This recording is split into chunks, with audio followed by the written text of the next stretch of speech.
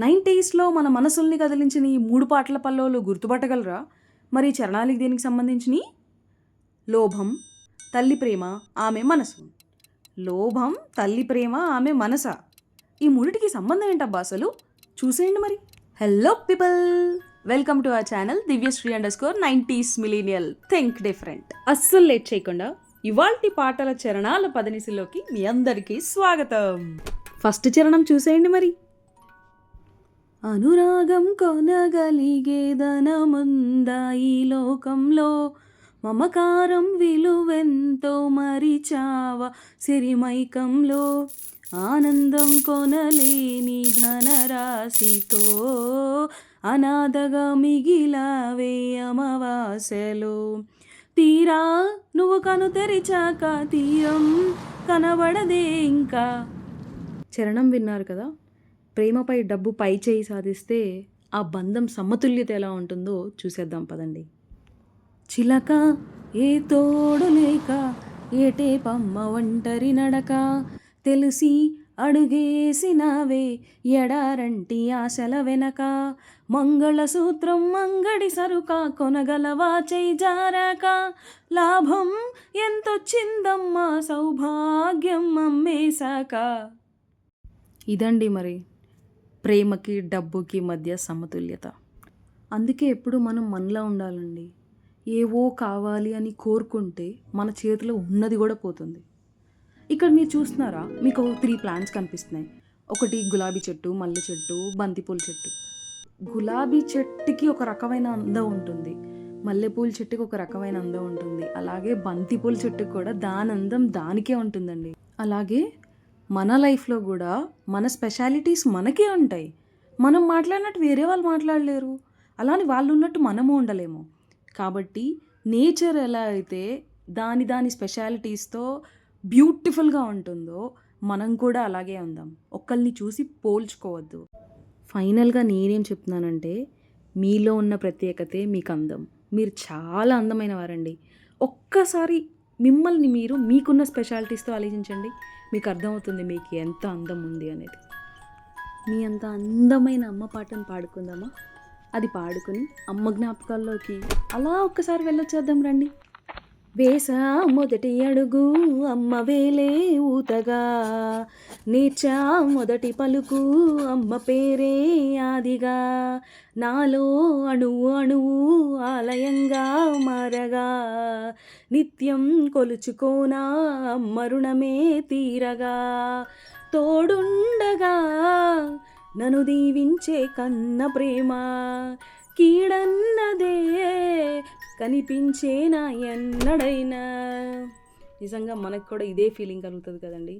మన అమ్మ నాన్న మన పక్కనుంటే ఎంత స్ట్రెంగ్త్ అని మీకు అనిపిస్తుంది చెప్పండి నాకు ఒకసారి. కానీ మన గురించి మన అమ్మా నాన్నలు ఏం ఆలోచిస్తారో తెలుసా? మనకొక స్థాయి వచ్చిన తర్వాత కాదండి, మనం ఈ భూమి మీదకి వచ్చిన దగ్గర నుంచి వాళ్ళ ఆశలు అవే.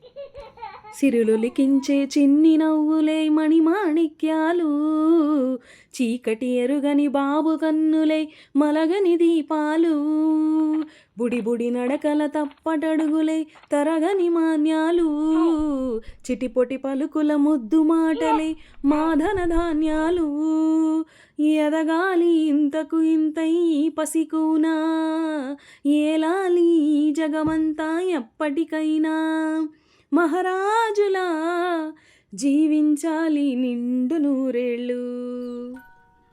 చూసారా అండి, వాళ్ళకి మనల్ని చూస్తేనే వాళ్ళ సంపద అన్నట్టు ఫీల్ అవుతారండి. అందుకే వాళ్ళే దేవుళ్ళు. అమ్మా నాన్నల గురించి ఎంత చెప్పినా తక్కువేనండి. ఇక్కడ చూడండి ఎన్ని రకాల పూలు ఉన్నాయో. రెడ్, పింక్, ఎల్లో, రెడ్, చాలా కలర్స్ ఉన్నాయి.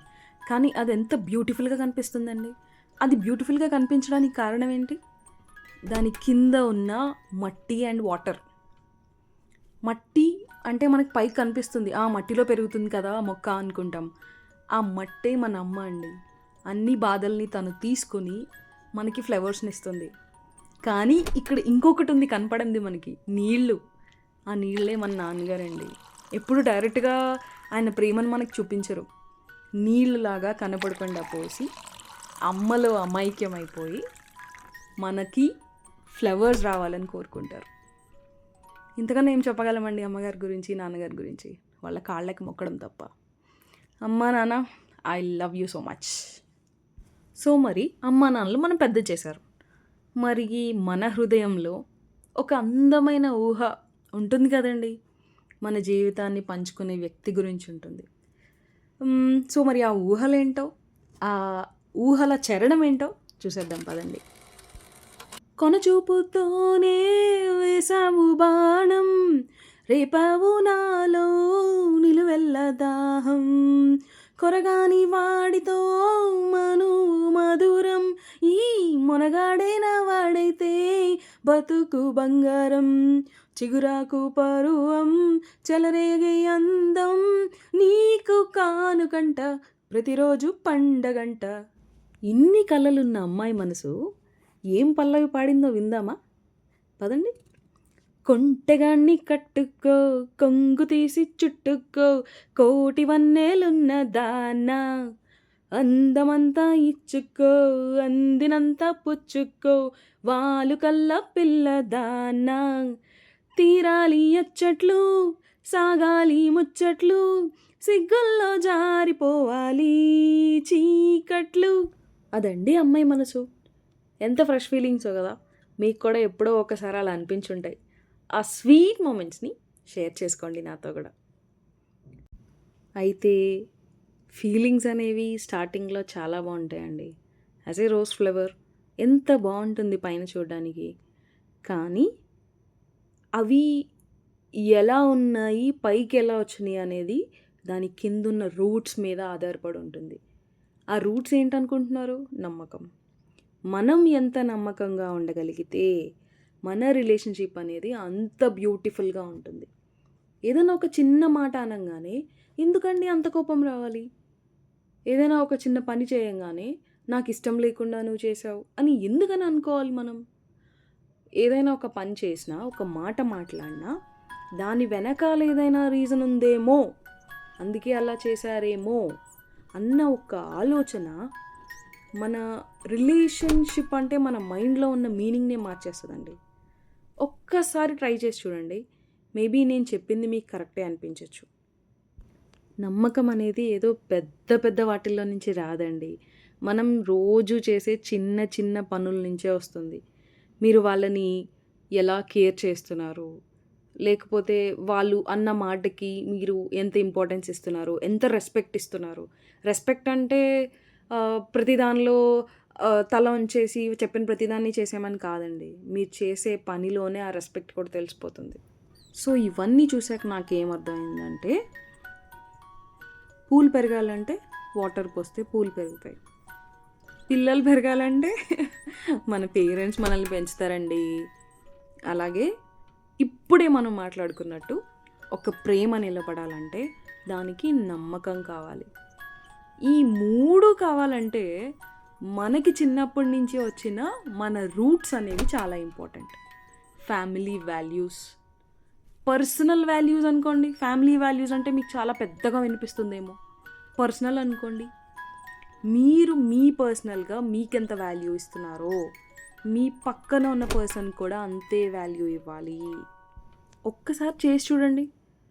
దాని తర్వాత మీరు వెనక్కి తిరిగి చూస్తే మీకే అనిపిస్తుంది అది కష్టం రా, కానీ మనం చేసాం, మనం చేసేసాము అని అనుకునేది మనకి ఎంత పాజిటివ్గా అనిపిస్తుందండి. దాని తర్వాత మీరు మర్చిపోతూ ఉంటారు మీరు చేయగలరండి. You are very awesome. So ఫైనల్గా అండి ఒక్కటే చెప్తున్నాను, మీరు మీ ఇన్నర్ స్ట్రెంగ్త్ని నమ్ముకోండి. మీరు మీలో ఉన్న బలాన్ని, మీ బలాలు మీకే తెలుసు కదా, మీలో ఉన్న బలాన్ని మీరే నమ్మండి. ఎవరో చెప్పారు అని చెప్పి మనం అది చెయ్యాలి అనుకోవద్దు. మీ నమ్మకాన్ని మీరు స్ట్రాంగ్గా చేసుకోండి. సరేనా? సరే అండి, మరి ఎలా అనిపించింది ఇవాళ థింక్ డిఫరెంట్, ఇవాళ చరణం నుంచి పల్లవులు మీకేమన్నా బాగుంది అనిపిస్తే ఒక చిన్న లైక్ చేయండి. సేమ్ ఫీలింగ్స్ ఇంకా ఎవరితోనైనా మీరు షేర్ చేసుకోవచ్చు అంటే షేర్ చేయండి. నన్ను కొంచెం సపోర్ట్ చేయడానికి సబ్స్క్రైబ్ చేయండి. Last but not least, thank you so much.